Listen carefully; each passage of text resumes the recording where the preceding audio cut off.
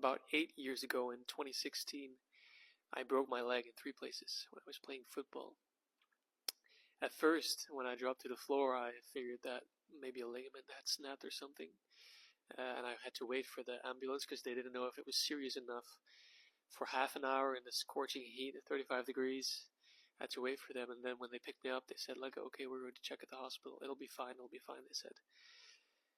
And then when I was in the hospital, they said, oh, we're going to make some pictures first. And then they made pictures, and it turned out that I was broken in 3 places, completely messed up. They said, well, we might have to do surgery. And I was like, alright, just because I was in pain, I was like, okay, let's just do it. And they said it'll be a quick surgery, 3 screws maybe, and that'll be it. It'll be fine in about 6 weeks. When I woke up from surgery, they spent 3.5 hours operating on my knee and my leg. They ended up putting in 14 screws and 2 plates, and I apparently was the second case in medical literature that had this fracture. They told me right after that I was not able to walk for 9 months. 9 months. And I was a sportive type. I was a kid. I wanted to go out there. I was 16 years old. They told me that I was not going to be able to walk for the next 9 months. So we're not even talking about exercising. I was not even going to be able to walk for 9 months because it was so messed up. I had to stay in the hospital for 11 days straight.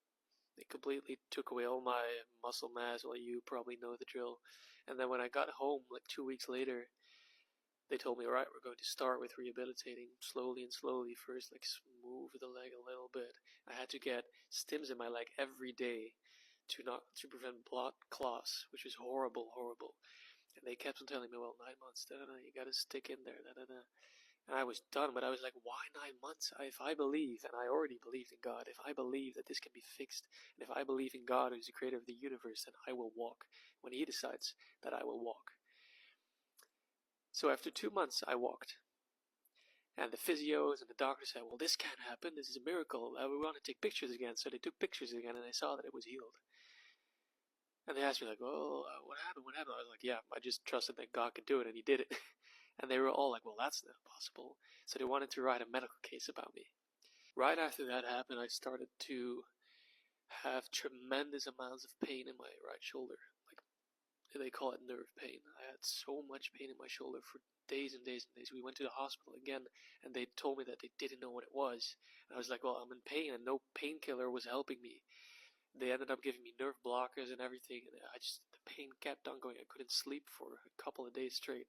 And one morning when I woke up, I was going to take my phone with my right arm, but it didn't respond. It didn't react. My arm was just like dangling here. It was completely paralyzed. The nerve in my shoulder was completely dead. So we ended up going to the hospital again, and they did some tests. They put needles in my shoulder. They said, well, it's not reacting. It's not responding. They said that this barely happens to anyone, and they also apparently don't know the reason why it happens, so that was great for me. And they told me that it would take about 2 years to come back.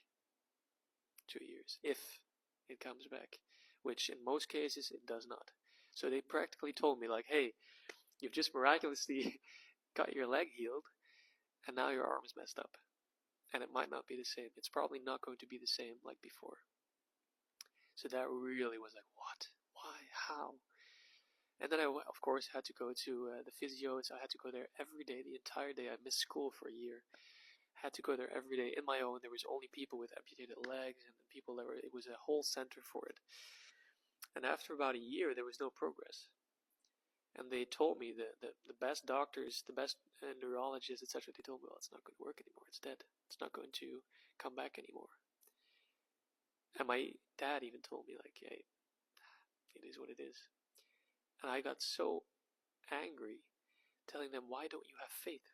Why don't you believe? Why are you giving up on me, essentially? And I came back to the previous, you saw my leg, right? 9 months, 2 months, it healed. So again, I went to God. I said, well, I have faith in you, at least. If the rest doesn't, I still have faith in you. If you want my shoulder to be healed, it will be healed. And a month later, right, it was healed. So I went back, because I didn't have to go to the physios anymore, because they just said, like, it's over, we can't do anything anymore. So a month later, I called the guy, the expert. I said, hey, can you check me out again? I went to him, and he was moving my arms with the normal tests, which I was not able to do. And he was like, "What?" He was completely shocked. He said, "This is a miracle." And I was like, "Yes, this is a miracle. Why didn't you trust? Why didn't you have faith?" I was still in some sort of resentment to them, like giving up on me. And it was healed. And they said, "I've never seen this before. How?" Try to explain it again. But this is a perfect example from my own experience, right? That if something seems impossible in a human way, that does not mean that it is impossible with God. And if you have a faith as small as a mustard seed, right, it can move mountains. It's a domino effect. It can move mountains. It can heal you. But you have to have faith.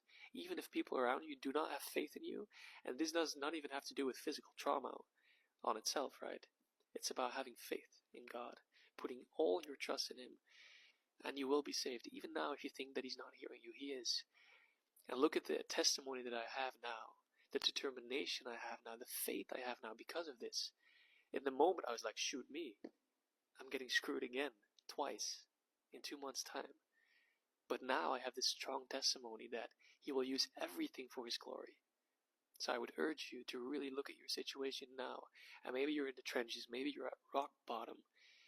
But God will use this for His glory, and He will glorify you as well.